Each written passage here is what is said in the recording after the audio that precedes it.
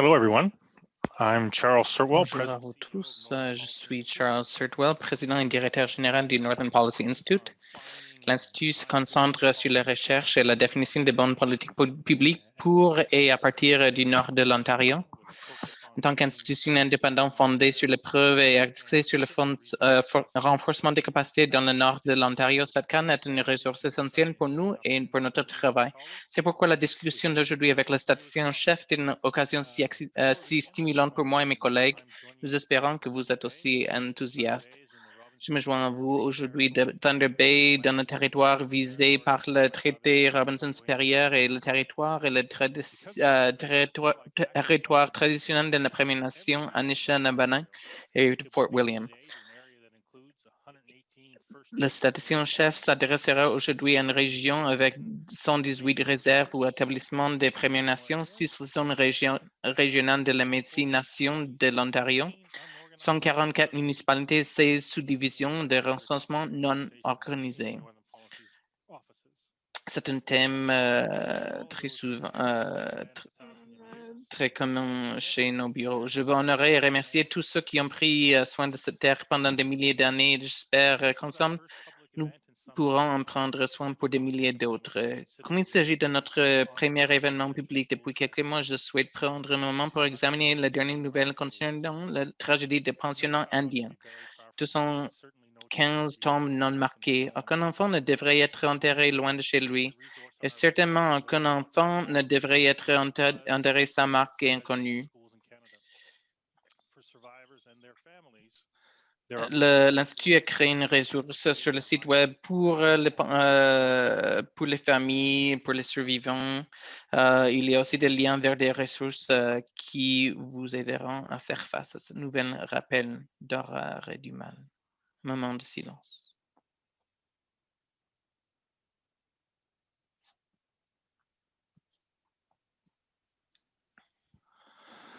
Now, getting back to the work at hand. Revenons à notre travail d'aujourd'hui. Nous aurons 3 sessions, chacune suivie d'une séance de questions-réponses. Veuillez utiliser le chat, la fonctionnalité de questions et réponses pour envoyer vos questions.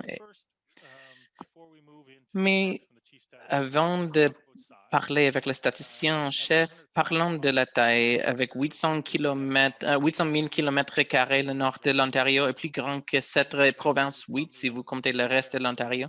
Sur le Québec, la Colombie-Britannique, les 3 territoires sont physiquement plus grands que les régions combinées du nord de l'Ontario.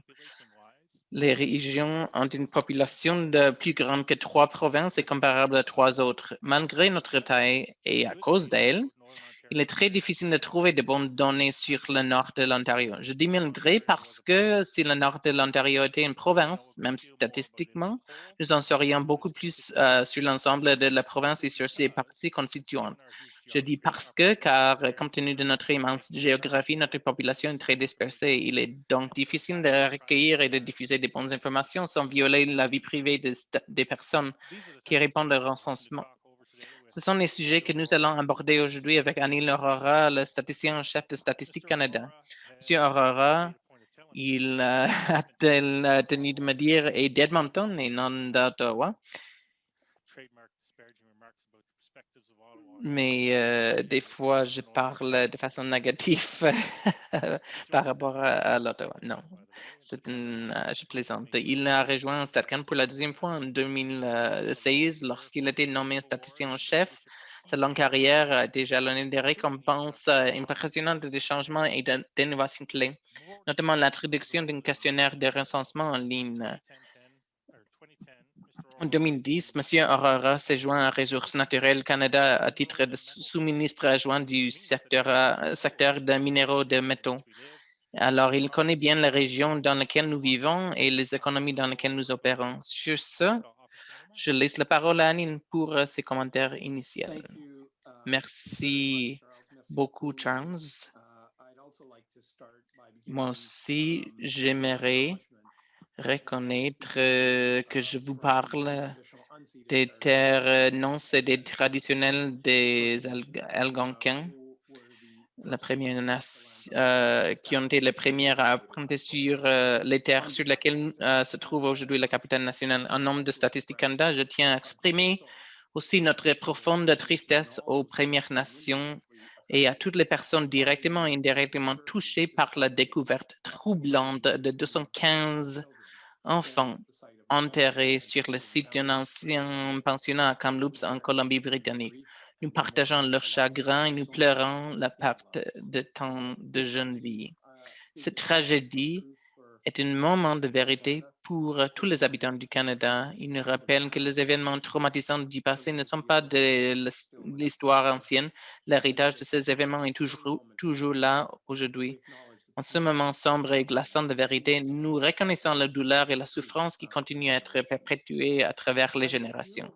Je vous invite au cours du mois national de l'histoire autochtone de réfléchir à des façons pour nous tous de travailler dans un esprit de respect, de collaboration, de confiance envers les survivants, les familles et les personnes perdues et toutes les Premières Nations, les Inuits et les Métis. C'est dans les moments comme ceux-ci que nous, à Statistique Canada, nous engageons de nouveau à gagner la confiance des Canadiens en utilisant les données pour le bien public et à faire avancer la cause de la réconciliation avec le peuple autochtone, en particulier grâce à notre travail sur les données désagrégées, que j'expliquerai un peu plus tard. Je suis ici aujourd'hui pour partager ce que j'ai découvert sur les différentes communautés du nord de l'Ontario. Comme Charles a mentionné, une région très importante de notre pays. Vous êtes vraiment l'épine dorsale de ce pays, cultivant notre nourriture, en gérant nos ressources naturelles et notre environnement naturel. Je vais commencer par vous raconter une histoire en chiffres sur l'impact de la COVID-19 sur le nord de l'Ontario. Vous pouvez en savoir plus sur ces tendances dans la trousse d'informations qui sera distribuée après cette présentation.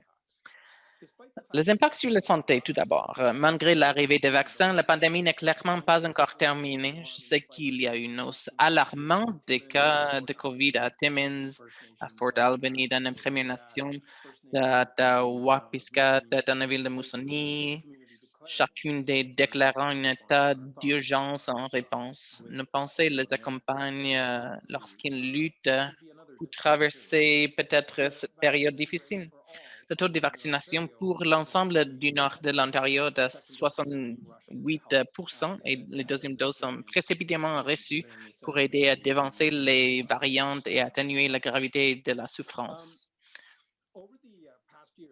Au cours de la dernière année, la pandémie a eu un effet sans précédent sur l'activité économique et l'activité sur le marché du travail dans toutes les régions du pays, en grande partie en raison des restrictions initiales adoptées au printemps dernier qui ont fermé un grand nombre d'entreprises d'un océan à l'autre. Alors que nous faisons face aux défis des deuxième et troisième vagues de la pandémie, ces impacts deviennent de plus en plus régionaux, ce qui reflète l'immensité de ce pays et ses populations diversifiées. Le nord de l'Ontario n'a pas été touché aussi durement par la pandémie que ma propre province, l'Alberta, par exemple. Tous les ménages et toutes les entreprises du Canada ont fait preuve d'une grande résilience en s'adaptant aux réalités sociales de la pandémie. Dans le nord de l'Ontario, nous avons vu l'activité commerciale rebondir plus rapidement qu'ailleurs après un choc initial au cours des premières semaines de la fermeture du printemps dernier. En mai dernier, Thunder Bay a été le plus durement touché, 13% des entreprises ayant fermé leurs portes, confirmé à 5% pour le Grand Sudbury. Un an plus tard, l'activité commerciale a rebondi Elliott Lake en tête avec seulement 2% de base net des entreprises actives, ce qui correspond à la moyenne nationale.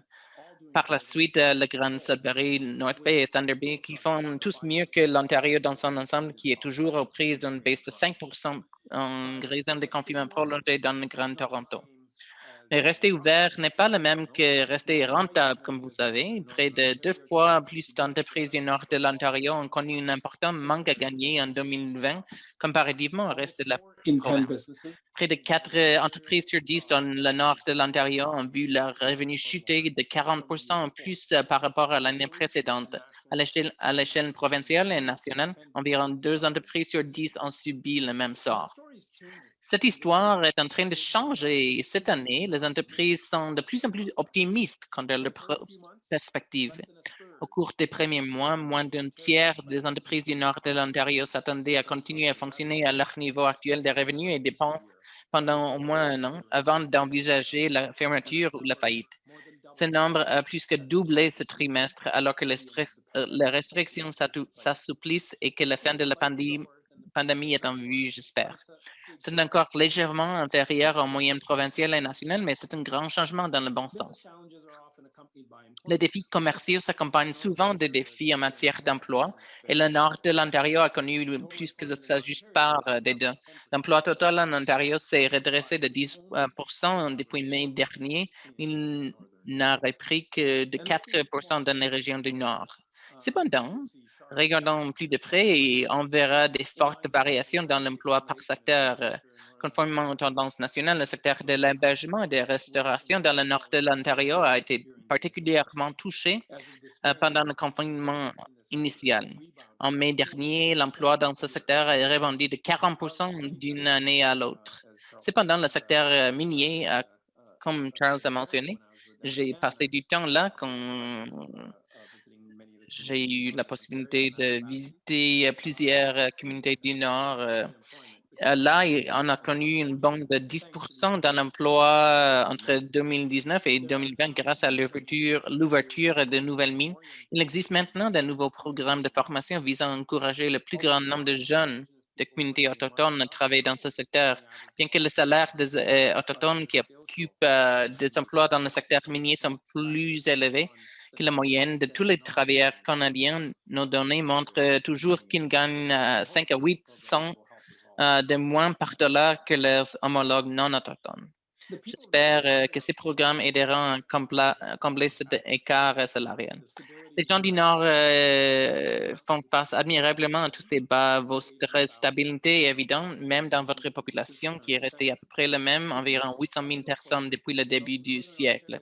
Si vous regardez de plus près, cependant, la population du Nord de l'Ontario a en fait augmenté un peu au cours des 5 dernières années. Après 10 ans de déclin consécutif, cette croissance est attribuable à la migration internationale, puisque le nord de l'Ontario enregistre plus de décès que de naissances, puisqu'il y a plus de personnes âgées que dans le sud.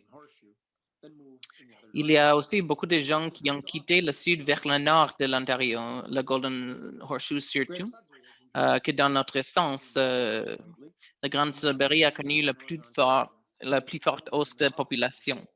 Et bien que l'âge moyen des habitants du nord de l'Ontario est plus élevé que celui de l'ensemble de la province, certaines régions s'abritent des populations assez jeunes. Le nord-ouest de l'Ontario a plus d'enfants de moins de 14 ans que le reste de la province. Et un Ontarien du Nord s'identifie comme autochtone. Dans l'ensemble de la province, moins d'un sur 40 le fait. Vous avez peut-être entendu que les prix des logements ont monté partout au Canada. C'est une tendance qui se manifeste de manière intéressante dans les différentes régions. Le prix moyen d'une une maison neuve dans le Grand Sudbury a augmenté de 15% pendant la pandémie. Avec une croissance accélérée dépassant le reste de l'Ontario de 4%. Selon les données de la MLS, la maison unifamiliale moyenne à North Bay coûte maintenant une fois et demie plus cher qu'avant la pandémie. C'est plus de 100 000 $ ajoutés à l'étiquette du prix. Même dans le marché de l'habitation du Grand Toronto chauffé, n'a augmenté que d'un quart au cours de la même période.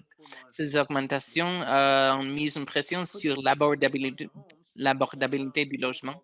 Pour ceux qui souhaitent acheter une maison, Statistique Canada dispose maintenant d'un outil appelé visualiseur de données sur les mesures de proximité afin d'explorer les différentes régions, la proximité aux épiceries, services de garde, écoles et parcs. Le dernier chapitre est la santé mentale. Notre enquête sur la santé communautaire de l'automne dernier nous a montré que bien que la pandémie a fait des ravages dans toutes les provinces, il y a une diminution de santé mentale. La majorité des Ontariens nous ont dit qu'ils étaient résilients malgré les défis de la pandémie. Environ un répondant sur 10 a trouvé le contraire, que sa santé mentale s'est améliorée au cours de la dernière année. Un peu moins de résidents du nord de l'Ontario ont déclaré ces résultats. Cependant, plus que la moitié de tous les répondants ont déclaré que leur santé mentale était sensiblement la même. Ce nombre a fait preuve de la stabilité des gens dans ces régions. En conclusion, le nord de l'Ontario, comme toutes les régions du pays, a connu des défis extrêmement difficiles au cours de cette année. Certaines collectivités font face à des nouveaux défis pour la santé, pour le bien-être, mais nos données témoignent la détermination des habitants du nord de l'Ontario. Il y a les taux de vaccination qui continuent à augmenter et les restrictions à la vie sociale et économique finissent par s'assouplir. Les répercussions de la COVID-19 demeurent difficiles à juger à ce stade. L'héritage de la pandémie sera l'abordabilité. So intensifying in other regions right across this country. We at Statistics Et Canada ces problèmes s'intensifient également dans les autres régions du pays. Statistique Canada continuera à suivre ces tendances et fournir autant de données et d'analyses utiles que possible pour appuyer votre avenir. Merci et Charles, je vous donne la parole pour la discussion. Merci Anine. Je pensais que ces commentaires nous en aidé beaucoup. C'est toujours utile lorsqu'ils nous donnent les chiffres. J'espère que Al McDonald, le maire de North Bay, est vraiment content avec les hausses de prix dans sa collectivité parce que ça veut dire que ses efforts ont été ont réussi. Certainement, c'est plus difficile de m'acheter une maison là-bas, mais si vous avez des questions à nous poser, c'est dans l'onglet de questions et réponses. Il y a plusieurs questions qu'on pourrait poser. Pouvez-vous nous dire comment StatCan a joué un rôle dans le ciblage des efforts de lutte contre la pandémie de COVID-19? Merci de cette question, Charles. Au début de la pandémie, on a eu un plan de futuriste. On doit utiliser les technologies, on doit avoir des habiletés de numératie numérique. On a investi dans la force de travail, mais c'était surtout un changement de façon de penser. Alors, lors de l'arrivée de la pandémie, on était prêt. Et je crois que cela a mené à bien certains efforts. On a vu que on a vu la valeur des données et de gestion de données. Alors, notre philosophie était comment pourrait-on aider? On a travaillé avec des collègues de tous les niveaux de gouvernement, des organismes non gouvernementaux, en disant comment pourrait-on aider. Je crois qu'il y a des opportunités intéressantes afin d'avoir un impact. On savait qu'on avait des difficultés avec l'équipement personnel de protection, alors on a fait des sondages, on a fait des modèles avec des experts en modélage et extraction. On a accepté le défi afin d'aider les systèmes avec l'évaluation des systèmes. On a aussi fait une offre de faire une recherche de contact et on s'est dit, OK, comment pourrait-on aider? C'est très gratifiant que d'un jour au lendemain, on a dû faire le virage. On vient de faire 8,7 millions d'appels Et on s'est dit, si on peut aider, on est là.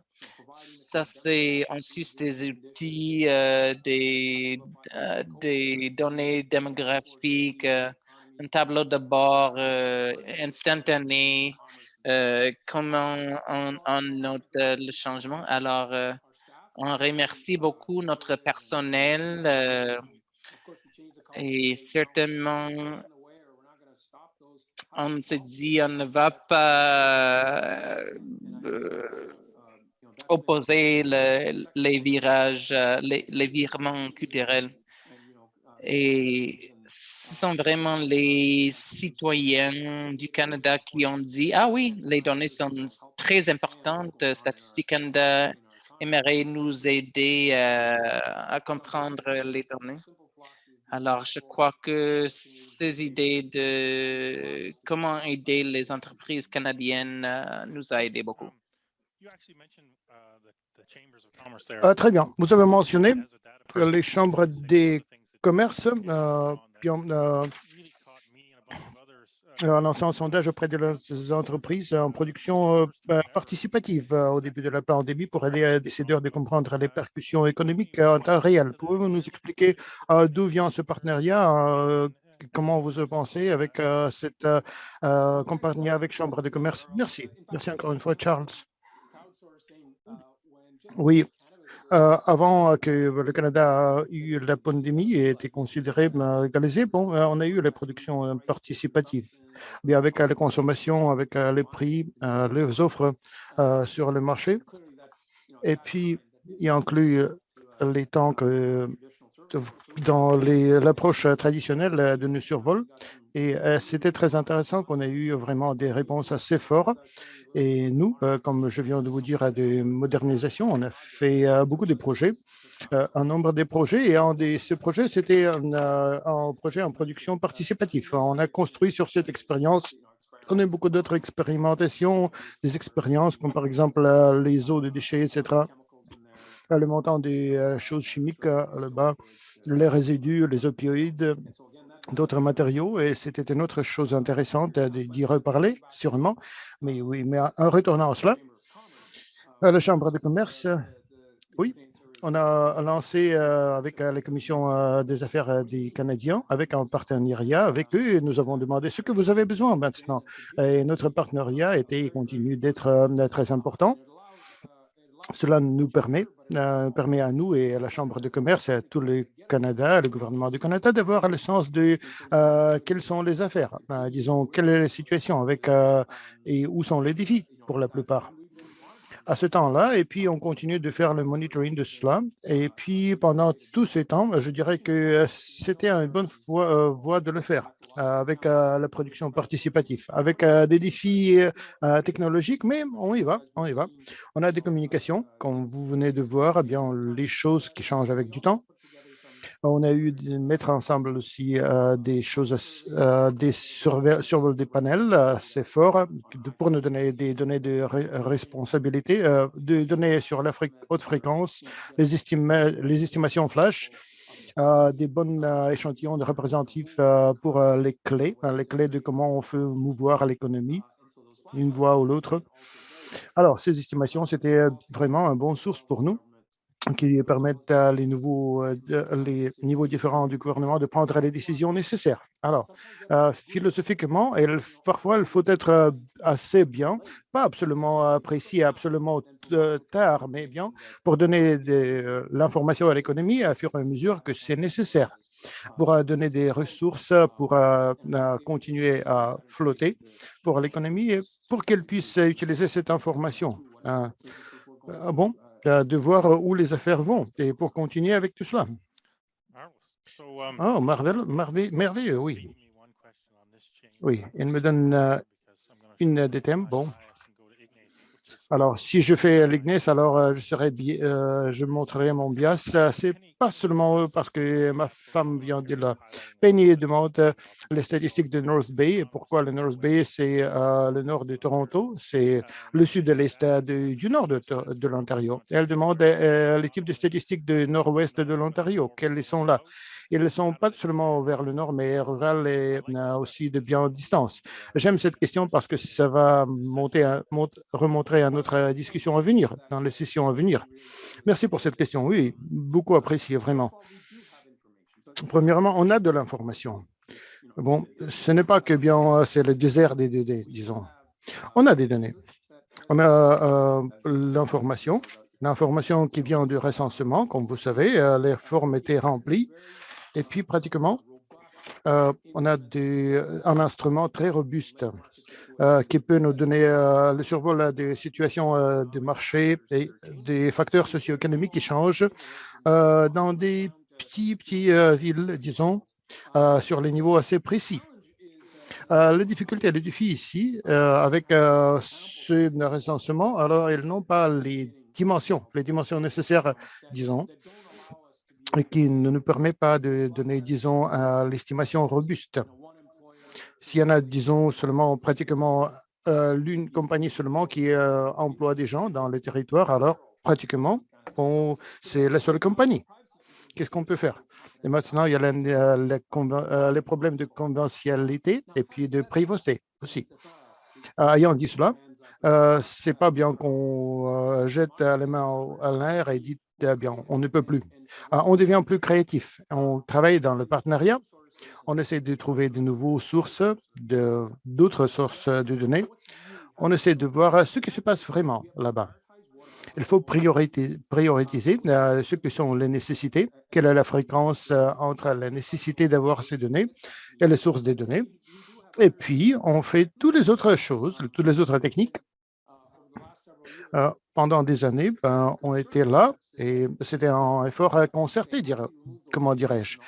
Comment est-ce qu'on peut voir toutes ces données, tous ces ex où il n'y en a pas de données, où les places sont trop petits pour être représentés, et comment est-ce qu'on peut avoir encore des données décentes pour vous permettre de savoir ce qui se passe là-bas. Les estimations plus petites. Alors, il faut toujours trouver un bon bilan, un bon balance entre la confidentialité, la vie privée et aussi la fréquence et l'information.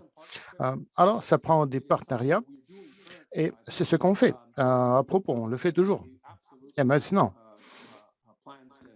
on a planifié certainement de remplir les lacunes dans notre présence et nous le comprenons. Nous comprenons qu'il y a des lacunes dans le nord de l'Ontario. Et puis, la fréquence des données, c'est aussi différent si on fait la comparaison avec l'autre part des provinces. Je pense qu'on peut le faire. Les données, c'est le sport d'équipe, comme je dirais. Alors, allons-y, identifions les sources et on peut être créatif de savoir bien comment est-ce qu'on pourra avoir ces statistiques-là. Très bien, très bien. Ce sera très intéressant de travailler avec Stats Canada en sein de cela. Les questions de Conrad. Conrad dit, vous avez parlé des taux de vaccination en nord de l'Ontario. Qu'est-ce que vous pourriez dire en ce qui concerne l'inéquité quand on parle des services de santé partout en province? Oui, merci encore une fois. Une question très bonne. Vous savez, il n'y en a pas d'autre doute que l'infrastructure qui est disponible dans ce pays, disons, ça varie beaucoup. Ça varie beaucoup, vraiment, parce qu'il y en a des parts du pays où, disons, il y en a les quantités disproportions des lits disponibles et d'autres parts où il n'y en a pas. Comme vous avez mentionné, les distances, la population à grande distance. Oui, on reconnaît qu'on a besoin d'adresser certaines de ces inéquités. Oui, des inéquités, elles sont là avec l'infrastructure. On sait où les gens peuvent avoir l'accès aux services, la proximité du transit, de comment est-ce qu'on pourra se mettre à l'hôpital, s'il y en a des docteurs ou non. Alors, tout ça, ce sont les matrices qui sont très importantes. Les données qui sont très importantes en général. Je viens de généraliser ici. Ce qu'on vient de trouver ici au sein de pandémie, ça nous a démontré encore une fois que le fait d'avoir ces inéquités, ça donne beaucoup de l'impact sur la vie économique, sociale, sur tous ces aspects de notre vie. Mais ce n'est pas la même pour tout le monde. Et maintenant, on sait bien que du point de vue de l'économie, du point de vue de la santé, ce sont les facteurs de l'un océan à l'autre océan. Et ça dépend. Ça dépend de votre ethnicité, disons, même. On sait que les types de travail, des vulnérabilités, des possibilités d'avoir l'accès pour tout cela, pour l'infrastructure qui est disponible. Vous savez, quand on regarde dans le futur, pour faire l'intégration du monde de travail, c'est très important de voir comment est-ce qu'on peut utiliser les données géospatiales. Et on a fait des bons intéressants, travail très intéressant sur les index, sur les nombres des index qui font l'impact, de démontrer quels sont les impacts, disons l'impact du virus sur des provinces différentes ou des secteurs de l'économie. Et maintenant, on regarde aussi les données sociales, économiques et de plus en plus les données environnementales aussi bien, je dirais. Encore une fois, Statistique Canada voudrait avoir cet environnement où nous avons toutes les données. On pourra utiliser des autres, disons, donneurs des données, utilisés dans certains aspects pour faire la corrélation d'un facteur et avec l'autre facteur. On peut voir bien des tendances très intéressantes et des types de problèmes très intéressants qui apparaissent.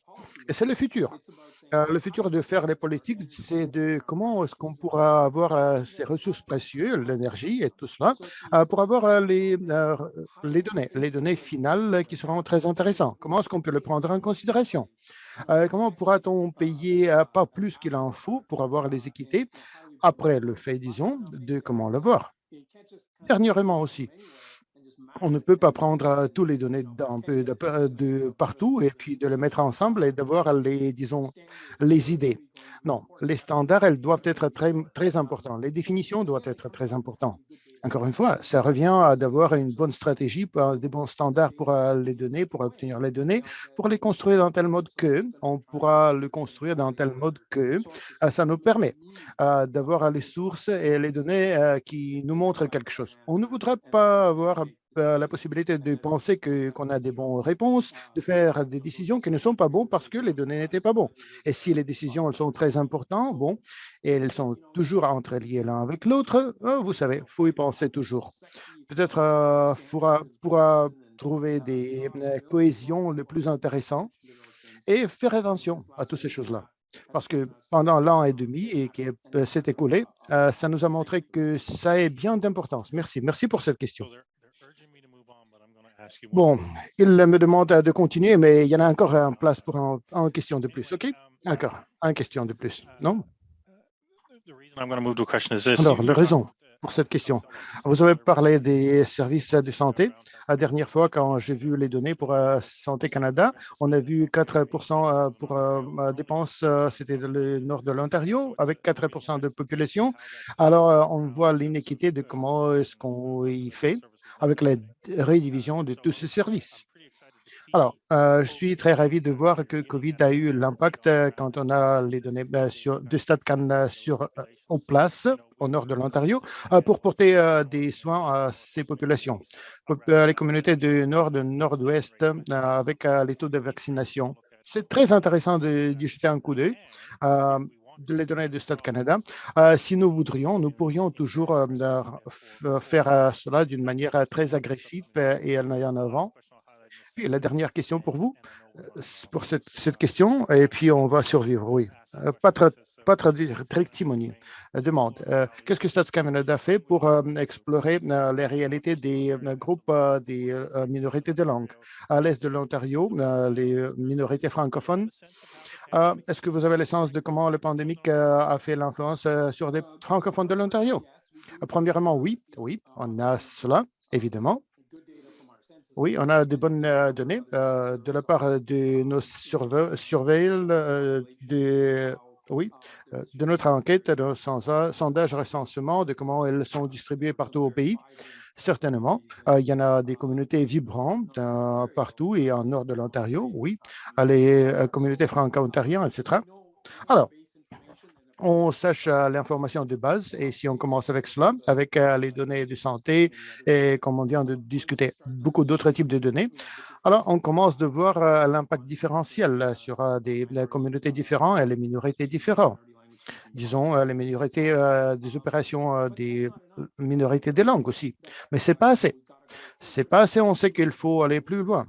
Par exemple, avec ce census, sur le format court, avec le recensement, on a tout court bien des questions qui nous donnent la possibilité de désagréger les données sur la population avec les langues minoritaires pour avoir les droits des langues minoritaires.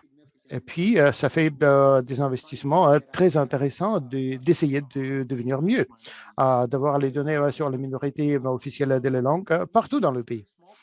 Eh bien, dans les cas des petits, on a les cas des très petites populations, les populations qui sont très petites parfois, dans certains cas. Et c'est pourquoi on a besoin de l'instrument comme celle-ci pour savoir le nombre des populations qui sont là. Les recensements avec les liens avec d'autres sources, on peut toujours lier avec les impacts socio-économiques sur ces populations-là. Alors, il y en a les survols post-sensuels qui seront là faits, oui. Après le recensement, on aura d'autres enquêtes de voir comment font les minorités linguistiques. Et puis, finalement, les partenariats. Nous sommes toujours ouverts pour commencer de faire les partenariats avec les sources de données. Les sources de données qui proviennent d'autres domaines et des autres joueurs. Il faut mettre ces sources ensemble. Les sources de données qui vont nous démontrer où sont les priorités et comment on peut comprendre mieux de ceux qui sont là, qui sont les difficultés, les facteurs, qui sont les défis pour toutes les équipes pour comprendre ces populations. Merci encore une fois. Oui, c'est un bon segue pour le deuxième sujet de notre conversation. Ce sont les données de comment Stats Canada comble les lacunes dans les données contribuent à la reprise des cas de pandémie avec toutes les sources de reprendre les lacunes. Oui, je peux parler des lacunes des données toute la journée, mais pourquoi est-ce qu'on ne peut pas faire le focus sur les données administratives que vous avez et comment Stats Canada essaie d'utiliser ces données pour aller en avant pour nous tous? Eh oui, merci encore une fois. Oui, les sources de données administratives, ils sont vraiment vitales. Elles sont vraiment nécessaires. Oui, on donne l'information pour procurer des services spécifiques et puis ça laisse, disons, administrativement, dans beaucoup de cas, ou si c'est l'éducation, justice ou ce sont les données du santé, vous pourriez toujours voir que dans beaucoup de cas, ces sources, ils sont là auprès des niveaux différents du gouvernement, et pas seulement le gouvernement fédéral. Et alors, je comprends, il y en a les problèmes de vie privée, de l'accès aux données, mais je pense qu'on a des solutions. On a des solutions au sein de notre pays. On a des relations sur le système de justice pour plus de 40 ans, avec le système éducatif pour plus de 25 ans. On a des mécanismes utilisant lesquels on pourra gouverner les données dans des places responsables. Auprès de nous, Statistique Canada, on fait les mesures de proportionnalité et nécessité. Alors, vous pourriez être assuré que les données qui sont utilisées, elles seront utilisées d'une manière transparente et responsable. Vous voyez les centres du Stade Canada, on nous croit. Des problèmes des données administratives, des sources de données, bon, pourquoi les gens deviennent hésitants pour nous donner ces données? Il faut comprendre que quand on nous donne ces données-là et les agences donnent ces données au Stade Canada, on a les systèmes légaux très robustes. Et puis, ça nous assure qu'on peut avoir et obtenir certains de ces données et on peut avoir les détails qu'on pourra comprendre, qui nous assistent pour comprendre où on va. C'est le premier point. Alors, l'administration des données et l'habilité de les donner l'un à l'autre, c'est vital pour nous. Et ça doit être fait dans le contenu de là où les gens sont confortables du point de vue de leur vie privée et confidentialité pour les gens et pour les affaires.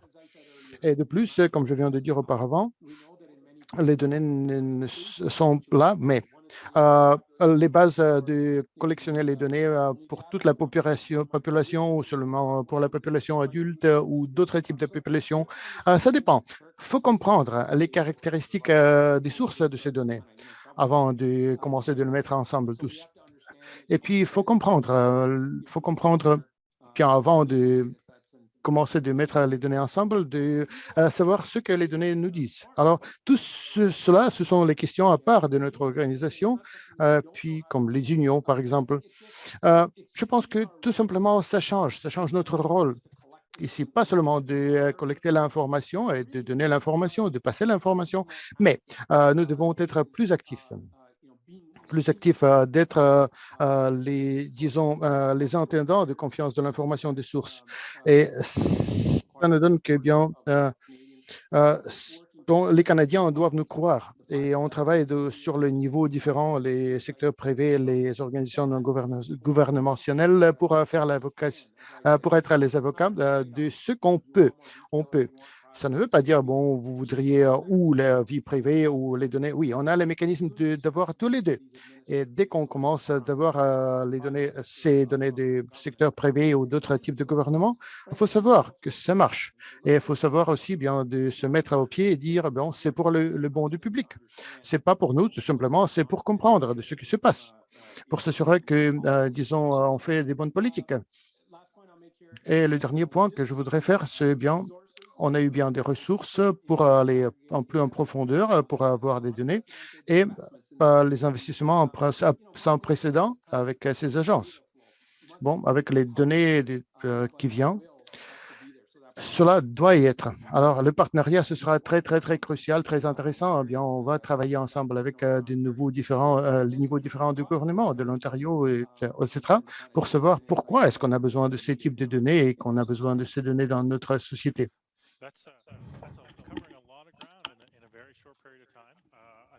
On a couvert beaucoup d'informations dans très peu de temps. Je pense que vous avez très bien fait. J'apprécie aussi les gens qui ont soumis leurs questions, hein, sachant que pas toutes les questions peuvent être répondues, mais j'espère qu'après cette séance, on va envoyer des questions si on n'a pas pu répondre actuellement. Je sais que vous avez mentionné la deuxième section de vos commentaires, comment Statistique Canada peut être un bon gérant, bon gestionnaire des données. Merci, Charles. Il faut avoir la responsabilité. C'est un mot qui parle de responsabilité. On doit être proactif afin de s'assurer que les standards sont respectés. Lorsqu'on parle des données dont les preneurs de décision ont besoin, les gouvernants, etc., on doit planifier vers l'avant. On n'aura pas un monopole sur les données. Les données sont hébergées dans des différents organismes, éléments de la société. Alors, c'est question d'être un intendant afin de s'assurer qu'ils sont utilisés de façon responsable afin que les gens puissent voir l'utilisation, comment elles sont utilisées, l'infrastructure sous-jacente. Ce n'est pas un trou où on lance les données. Il faut aller au-delà. Il faut hausser la littératie afin que les gens puissent comprendre les données, les métadonnées. Et aussi l'utilisation responsable des données. Je pense que les organismes comme les nôtres ont un rôle à jouer afin de bâtir cette capacité et travailler avec ces collaborateurs. C'est notre rôle de responsable des données. On doit s'assurer que l'infrastructure puisse être utilisée afin d'avoir une utilisation responsable des résultats. Je pense que c'est exactement ça le résultat escompté par la société. C'est vers là qu'on se dirige. On a tous un rôle à jouer, certainement dans cette intendance sur les données. J'espère que, Charles, ça vous indique vers où Statistique Canada se dirige dans des questions environnementales, sociales. On cherche à être responsable avec les inquiétudes des gens par rapport à leur vie privée.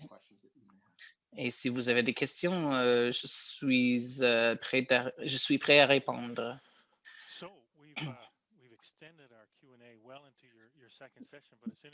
Bon, on a passé beaucoup de terrain ici, on a couvert beaucoup des éléments, mais il y a un élément que vous n'avez pas mentionné dans cette foire aux questions. On va continuer avec les questions pendant quelques minutes et là, on va passer à la troisième session. Ma session préférée, la réponse au recensement. Et lorsqu'on parle de laboratoire virtuel des données, comment vous voyez que c'est le chemin vers en avant?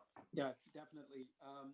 Oui. I think just a little bit of background. So now more than 20 years ago, Certaines informations générales. Il y a 20 ans, lorsque je travaillais dans la propagation des données en tant que directeur adjoint, on voulait identifier les données anonymes pour des fins de recherche,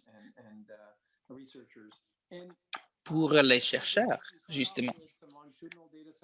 On a commencé avec certains groupes de données. On a eu certains endroits physiques, mais aujourd'hui, ce réseau de robuste des données sont 32 sites côte à côte de différentes institutions, organismes. On a eu 837 jeux de données qui permet l'utilisation responsable des données. On a eu 2500 chercheurs qui utilisaient les données de façon continue. C'est vraiment le trajet qu'on a fait, mais on a besoin de tout ça et plus, et bien plus. On a besoin de faire passer les données aux zones rurales, remotes de notre pays. Ils n'ont pas accès, par exemple, à un centre de recherche de données. Alors, le futur sont les laboratoires virtuels de données.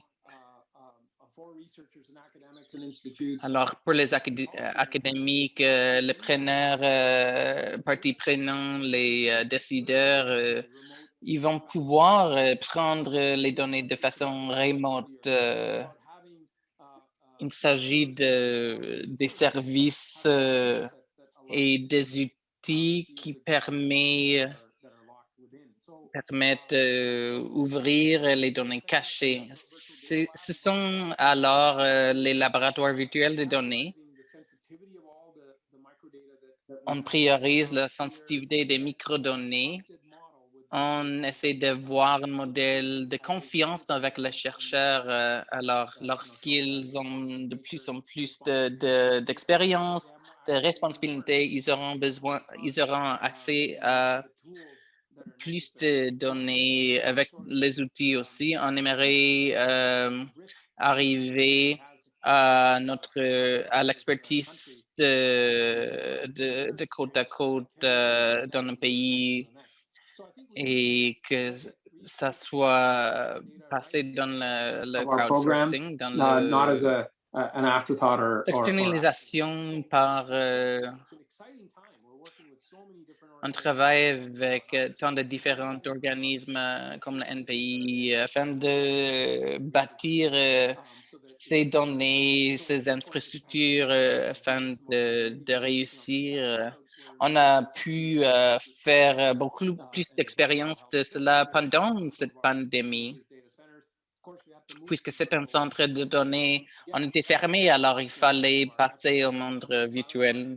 On a plusieurs projets pilotes avec plusieurs partenaires dans le pays. On apprend beaucoup de ces expériences et voici un aperçu des laboratoires virtuels des données. Mais on va devoir travailler tous ensemble afin d'avoir des bons résultats. Wow, c'est merveilleux.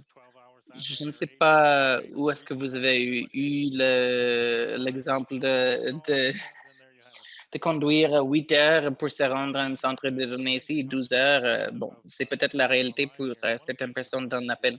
Vous avez aussi mentionné que Statistique Canada a recueilli des informations d'assurance rurale et agricole. Comme vous savez, le secteur agricole a une croissance dans le nord de l'Ontario.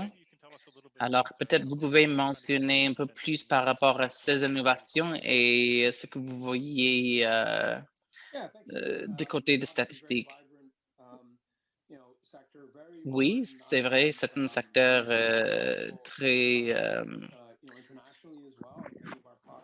vivant au Canada et au niveau international. On utilise beaucoup de produits à l'échelle internationale. On donne beaucoup d'aliments, beaucoup de projets produits emballés. Alors, s'il vous plaît, comblez les données sur le secteur agricole, s'il vous plaît, parce que c'est un secteur changeant de façon à niveau démographique, etc.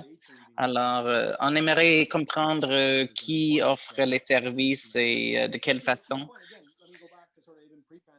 Comme vous avez mentionné, avant la pandémie même, on voulait savoir comment est-ce qu'on pourrait réduire les difficultés pour les producteurs agricoles, comment pourrait-on partager ou utiliser des autres sources de données afin d'avoir des informations ponctuelles, détaillées.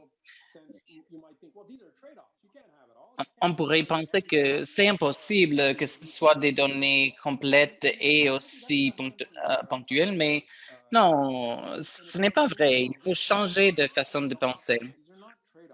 On ne veut pas plus penser que avoir des données à l'heure, en temps réel et aussi en détail sont des oppositions. Non, si on a des experts tous ensemble, on veut voir comment on peut trouver une solution. Alors, pourquoi pas trouver les données sur les rendements de culture? Alors, on a fait un partenariat avec les compagnies d'assurance, avec les données officielles et à travers ces informations. On s'est dit comment pourrait-on avoir, avec les résolutions de satellites, on peut avoir une idée. Alors, en temps de sécheresse, les compagnies d'assurance ont une bonne idée. Alors, lorsqu'on combine ces sources de données, on a vraiment un bon sens des impacts de changement climatique dans ces questions. On a lancé le projet pilote. On a les données par rapport au rendement des cultures en temps réel. C'est une information excellente pour les compagnies d'assurance. Ils n'ont plus besoin d'aller vérifier. Alors, on voit que les cultivateurs, ils sont payés plus tôt et ils ont la possibilité de faire ce qu'ils font bien. Voici juste un exemple de comment on utilise ces sources de données, pas de façon passive, mais active. Et il y a beaucoup d'autres exemples qu'on utilise. On a expérimenté dans le secteur agricole, mais on voulait travailler avec le Conseil de normes de Canada et des autres organismes et entités pour la sécurité alimentaire. Comment pourrait-on protéger le secteur agricole et aussi sa compétitivité dans le marché? Je pense que les données sont un outil valable En fait, toujours en protégeant la vie privée et la confidentialité des gens. Yeah, I think that's a great position, and I know the folks from Oui, je agriculture. pense que je suis tout à fait d'accord. Et Third and final avant de passer à notre troisième thème sur le recensement, vous avez mentionné le mot partenariat. Et chaque fois, il y a 3-4 questions qui sortent. Certainement, les gens avec nous aiment bien cette idée. Karen Campbell a posé la question. C'est où la question? I'll try and quote it, which was, if someone's interested in partnering with Si Stack, quelqu'un souhaite former un partenariat avec Statistique Canada, comment ils font? Ils doivent appeler votre bureau ou est-ce qu'il y a un processus à suivre? Bon, certainement, il y a beaucoup de points d'entrée. Soyez le bienvenu. Vous pouvez visiter notre site web. Vous pouvez nous envoyer un courriel. On va le diriger aux bonnes équipes pour avoir une réponse. On a des centres de services de données de côte à côte qui sont en opération virtuellement. On reçoit des appels, des courriels dans ces centres et on a un suivi afin de cibler comment on peut avoir des solutions. Alors, il y a un numéro 1-800 sur le site web. Sont vraiment les meilleures façons de nous contacter, de nous cibler les questions. Et on va faire un suivi et de poursuivre ces possibilités. Si quelqu'un cherche des données spécifiques, là, il s'agit d'une tâche routinaire. On le fait des milliers de fois. Chaque mois, on a les données. Alors, comment est-ce qu'on pourrait combiner ou donner des solutions? On a beaucoup d'outils d'accès individuel au tableau de bord et sources de données. Prenez quelques minutes. Des fois, il y a trop d'informations, beaucoup d'informations, mais si vous êtes un organisme, vous avez des données, vous ne savez pas exactement c'est quoi la valeur de ces données ou comment est-ce qu'on pourrait avoir plus de valeur. Vous pouvez nous envoyer les caractéristiques et on va pouvoir analyser ensemble les données. On est le gouvernement, alors on ne va pas donner un accès exclusif, on doit utiliser les données de façon équitable. Ce sont les fonds publics qui payent les données, alors on ne va pas faire des négociations spécifiques ou privées. Mais certainement, il y a beaucoup de possibilités. On a des centaines de partenariats actuellement avec des données qui offrent des solutions en temps réel dans notre société. Oui, il faut que je dise que vraiment, j'aime ça. Bon, peut-être vous faites les notes à côté de votre ordinateur, bien. Mais c'est bien le temps. On a encore 30 minutes et peut-être faudra recommencer de discuter les derniers thèmes, c'est-à-dire le recensement, les taux de réponse et de voir bien les idées que vous voudriez offrir pour les attendre en termes de comment ça allait. Oui, merci Charles. Premièrement, je ne sais pas les notes qu'elle vous faites les références. Ah bon, il l'envoie seulement à moi. Ah oui, seulement vous. Alors, il faut que vous traduisez tout ce qu'il en faut du point de vue des avis, de comment être plus responsable et de donner de plus de réponses aux questions. Alors oui, faites l'essentiel, donnez-moi l'essentiel, mais quand ça vient du recensement, Statistique Canada n'est jamais aussi en vue dans la société canadienne que durant une année de recensement comme celui-ci. Le 11 mai, nous avons demandé aux Canadiens de participer à une enquête nationale d'importance cruciale. Les Canadiens ont répondu à l'appel. De plus, le recensement de 2021 a engagé les Canadiens dans un dialogue. Ce dialogue est aussi crucial. Les données de recensement de 2021 aideront les décideurs de tous les échelons à planifier notre rétablissement de la pandémie de COVID-19, tout comme les données de recensement de 2016 et d'autres enquêtes de Statistique Canada les ont aidés à réagir à la pandémie, notamment en déterminant où et comment distribuer les vaccins par habitant.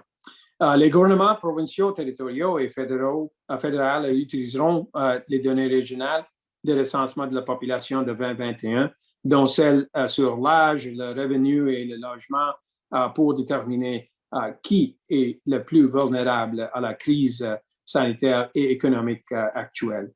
Et pour passer aux prochaines étapes, pendant que nous effectuons notre transition vers la reprise, en mettant en correspondance les données de recensement, le gouvernement et les entreprises peuvent mieux réagir aux tendances et aux changements sociétaux, par exemple en évaluant les services de transport et en adaptant les services de santé communautaire afin de répondre aux besoins des quartiers.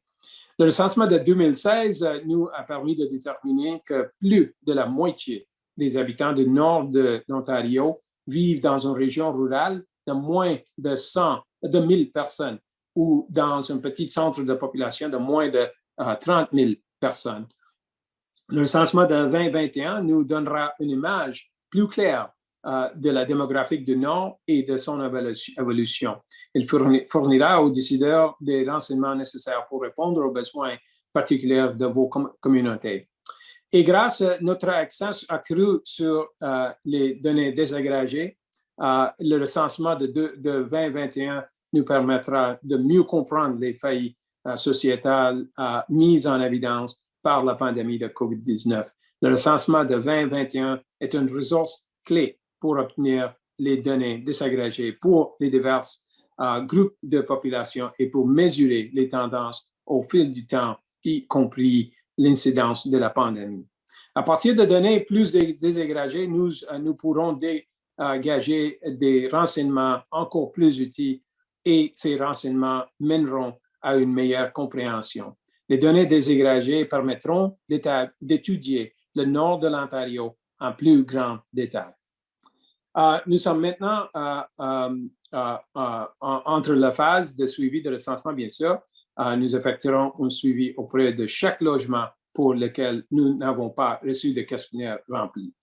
Pour certaines régions, y compris les communautés éloignées et celles des Premières Nations, il nous faudra peut-être du temps pour obtenir un portrait complet, mais nous voulons effectuer le recensement en toute sécurité et de manière qui respecte les préoccupations réelles des communautés.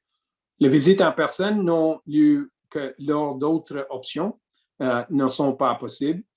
Dans ces cas, les agents recenseurs suivent les protocoles de sécurité conformément aux lignes directrices des autorités sanitaires et ne mènent aucune interview à l'intérieur du logement d'un résident. Nous voulons que tout le monde soit en sécurité et nous voulons que tout le monde soit compté.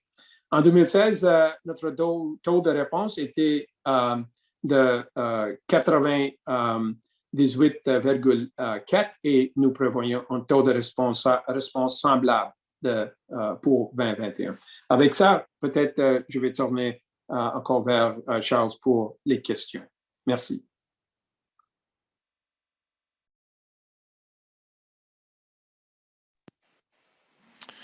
Well, thanks for that. Merci pour cela. Je pense que la grande question que tout le monde a pour cela, compte tenu que c'était l'année de COVID, comment est-ce que le recueillement des données est échangé? Comment est-ce que Stats Canada s'assurait que tous les Canadiens soient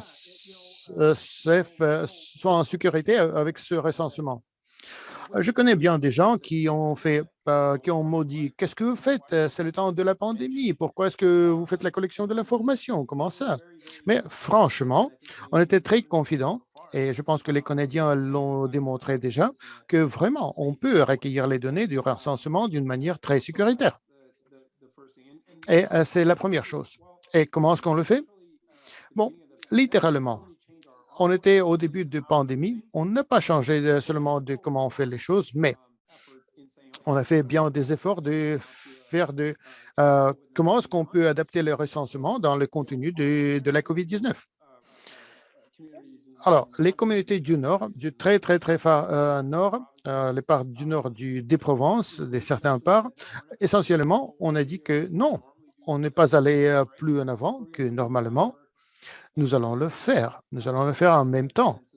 En même temps que, disons, le recensement en mai, en juin, et on va embaucher localement. On ne va pas envoyer des gens de par différents du pays. Ça fait aucun sens. On ne veut pas risquer les vies des communautés et les membres de communautés. Mais non, pas aussi pour les gens qui travaillent pour nous. On va embaucher localement. Ça fait un grand sens. Les communautés ont eu des grandes réponses. Ils ont dit oui, c'est une voie très responsable pour le faire. Puis, l'autre option, par Internet, c'est disponible pour tout le monde la première fois. Alors, tout le monde peut aller en ligne dans leur pyjama de chez eux d'une manière assez sécuritaire.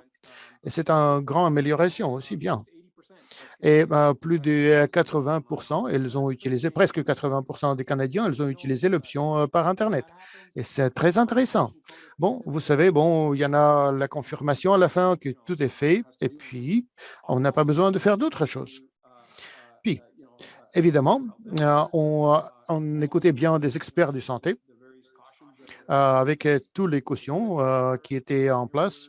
On vient de donner l'équipement pour tous qui sont là dans le champ, avec l'équipement de protection individuelle, avec l'entraînement de comment se faire, pour faire d'un tel mode que bien, ils sont bien protégés, et eux et tout le monde. Personne ne va pas dans les maisons des gens, ils tiennent toujours la distance, ils posent les questions, et puis ils sont là pour s'assurer que les questions sont remplies d'une manière sécuritaire. Les agents, ils ont une voix très respectueuse pour travailler. On a des chefs locaux et puis on a des programmes, des membres de communauté, des peuples autochtones qui travaillent avec nous. Parfois, bien des années 80, on a bien des relations avec les communautés autochtones très respectueusement. Et les chefs, ils sont confortables pour que nous y allons. Et encore une fois, on utilise les gens locaux, des communautés locales. On fait l'implémentation d'un tel mode que ça fait du sens. Beaucoup de cautions, beaucoup de l'investissement, des ressources significatives importantes, des centres d'appel, des gens qui travaillent de chez eux dans l'environnement sauf et sain.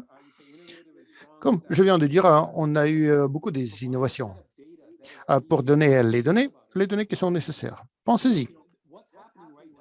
Qu'est-ce qui se passe maintenant? C'est un moment définissant de savoir où on va être au futur. Eh bien, ça se passe qu'on a maintenant, juste maintenant, dans ce temps-là, on a une bonne compréhension de comment ça marche au sein de notre pays. L'information sur des données différentes. Et pour nous, ce sera très important de savoir ce que c'était avant COVID, pendant la COVID et après ce temps-là. Alors, du point de vue des données et de comprendre toutes ces perspectives, je dirais que le recensement, c'est vraiment très important de comprendre d'où on vient, où nous sommes et où on va de ce point-là. Et c'est pourquoi je vais encourager tout le monde de prendre quelques minutes, si vous ne l'avez pas encore fait, et assurez-vous que vous nous assistez de remplir le recensement. C'est très important, très important. Oui, certainement. Il y en a une autre question qu'on a toujours. Pour ceux qui, comment dirais-je, qui ne veulent pas disons, de donner cette information, l'information personnelle, comment est-ce qu'ils peuvent savoir que l'information personnelle sera traitée comme telle et ce sera traité d'une manière sûre?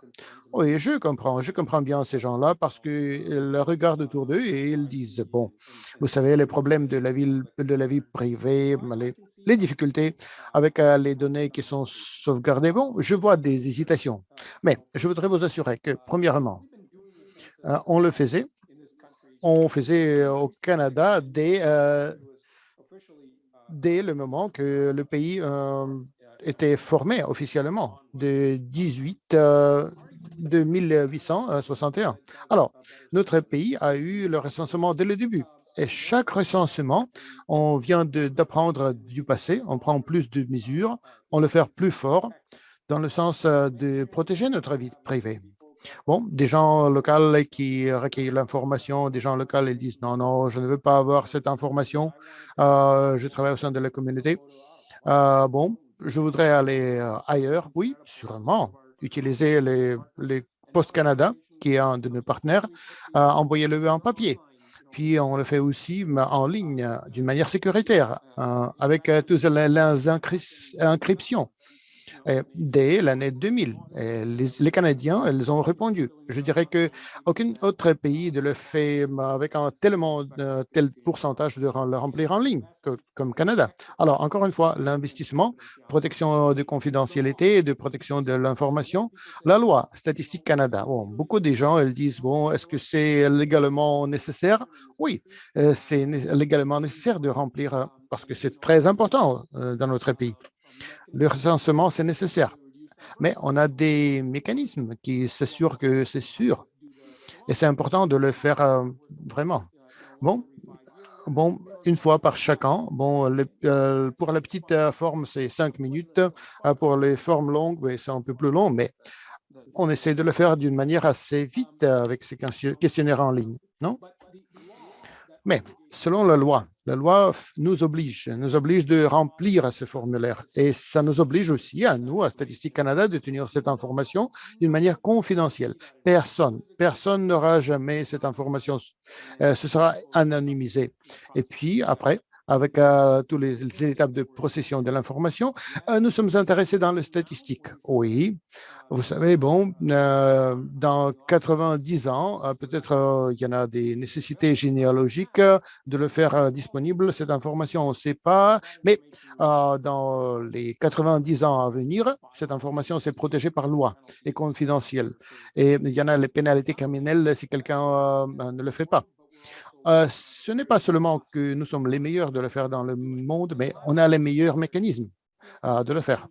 Et puis, ça, c'est vraiment important. C'est important pour votre communauté. Pas seulement du point de vue de l'argent qui sont transférés des niveaux différents du gouvernement. C'est important pour les sociétés démocratiques. Le gouvernement utilise les données de population, de représentation, les politiques qui sont construites sur les données obtenues, santé, les transports publics, combien de transports, combien des autobus seront auprès de chez vous. Les données de comment traiter les programmes qui sont là, qui doivent être disponibles. Les fabriques de toute la société, comment ça change avec les points socio-économiques. Il y en a des questions des langues minoritaires, par exemple, puis des langues autochtones, sur les gens autochtones. Notre société se change. Les raisons au cœur de ces données, dès que vous réveillez jusqu'à le soir, il y en a beaucoup de décisions qui sont faites d'une manière consciente ou non consciente, qui sont basées sur cette information. Et c'est là où l'information a bien d'importance. La majorité de cette information sur laquelle on prend les décisions, elle vient de ces instruments-là. Alors, si vous ne faites pas part de cela, alors vous ne laissez pas nous voir le portrait, le bon portrait. Et c'est la manque que vous faites. Alors, prenez du temps, posez des questions. Posez-nous des questions, les questions sur la confidentialité, la vie privée, si vous avez encore des problèmes avec cela. Et nous allons vous redire, nous allons vous répondre exactement. Nous allons parler des niveaux sur lesquels on sauvegarde l'information, mais c'est très important que vous faites part de cela. Merveilleux. Dernière question d'aujourd'hui. Quand est-ce que tous les données, tous les gens sur qui le font. Quand on va voir les résultats, comment on se voit les résultats de 20 et 21, si vous avez des instruments d'introduire en même temps, ce serait très intéressant de le savoir aussi. Ah, bon, quand vous dites oui, sûrement, on fait recueillir cette information pour s'assurer que l'information est disponible. Et puis, chaque communauté, chaque homme d'affaires, chaque preneur de décision, chaque citoyen, chaque institut, chaque chercheur, qu'ils ont cette information à leur point. Alors, les résultats, ils sont bien anticipés, oui, exactement. Les résultats du recensement, comme je viens de mentionner, on a eu plus de 80% de réponses complètes. Alors, on va continuer de travailler pour s'assurer que ce taux de réponse qui est beaucoup plus haut, presque 100%, qu'il y en a des autres études qui se passent en parallèle pour classification, l'étude de couverture après, pour voir où sont les manques. Alors, tout cela, oui, ça va être oui, l'automne. Puis, Statistique Canada va commencer de comprendre où nous sommes. Et après, croyez-vous ou non, mais dans une toute petite période, pendant le Nouvel An, pratiquement, les gens, ils vont travailler jour et nuit pour obtenir cette information, pour avoir la première possibilité de donner l'information, diffuser l'information en février. Et après février, on aura des parts additionnelles, des graphiques de l'information. On va vous diffuser cela. On va positionner l'information. Et puis, l'été, et puis à la fin de l'année à venir, on aura les données les plus riches. On aura aussi les instruments qui vont aller avec les données, dans le sens que tous les aspects de cette donnée, de ces informations qui seront recueillies pendant les recensements seront recueillies et disponibles là, pour beaucoup de raisons. Il y en a beaucoup de produits aussi faits en plus des versions officielles. Ils seront disponibles dès le début, au fur et à mesure des diffusions, au cours des publications des années à venir. Alors, cela commence dès le moment qu'on aura toutes les données du recensement. Et puis, pendant 18 mois à venir, bien, on va émettre beaucoup de l'information, vraiment beaucoup de l'information, de mettre à jour nos fichiers de démographiques, socio-économiques, pour le logement, pour les affaires autochtones, pour les travaux, pour le travail, pour les transportations, pour les main-d'œuvre, pour l'immigration. Toutes ces données pratiquement, ils vont venir là, seront disponibles dans quelques mois. Et puis, il y en a des masses de l'information recueillie. Et entre tout cela, on a eu des obligations aussi. Des obligations qui auront besoin aussi de voir les déterminations des districts électoraux. Et entre tout cela, on va vous donner de l'information pour les autres départements de politique. Alors, c'est tout là. Ce sera tout là. Et tous les morceaux, toutes les diffusions seront là. Les données seront là d'une manière facile à comprendre, facile à voir, des infographiques avec les bases de données, les interfaces qui seront donner la possibilité à tout le monde de comprendre. Il y en a tellement beaucoup de données qui sont là partout dans le pays et qui nous permet de voir d'une manière assez riche toutes les données de ce qui se passe dans l'an 2021. Exactement. Sur ce note, on vient de finir avec notre temps ensemble. Je voudrais vous remercier personnellement pour prendre votre temps, pour répondre aux questions, pour nous donner le sens de qu'est-ce que le Stats Canada le fait et vous le faites d'une manière assez abordable. Avec pas trop, disons, des performances statistiques au sein de votre langage. Alors, on vous apprécie. Merci pour toute l'équipe. Vous êtes très bons. Elles sont très grandes ressources pour le faire passer. Et puis, merci pour tout le monde qui vient attendre ici, pour ceux qui nous avons envoyé les questions, pour ceux qui sont venus pour nous écouter, pour des propositions pour les partenariats avec StatsCan. C'est très intéressant pour nous. Et je dirais que beaucoup de cela ne pourra pas prendre place sans votre offre généreuse de partenariat. Merci pour tout le monde, pour votre équipe. Et sur ce note, je vais vous laisser les mots finaux. Oui, merci.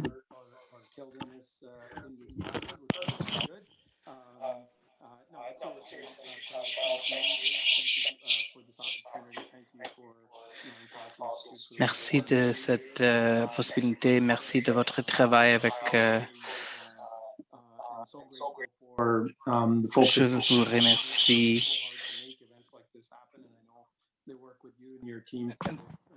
C'est un bon travail toujours avec vous, chez l'Institut.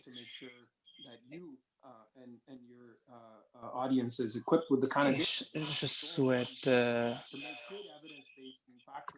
vous offrir les données nécessaires à vous et à votre audience afin que la société puisse utiliser ces données. On veut répondre à vos besoins. Peut-être ce n'est pas nécessaire tout faire